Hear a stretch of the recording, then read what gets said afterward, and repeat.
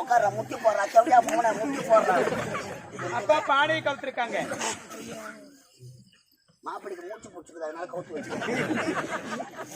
வாம் வாம் வாம்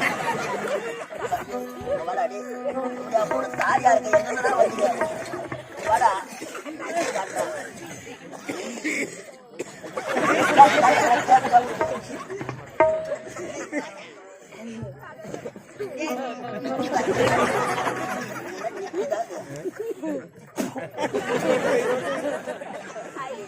அரகரா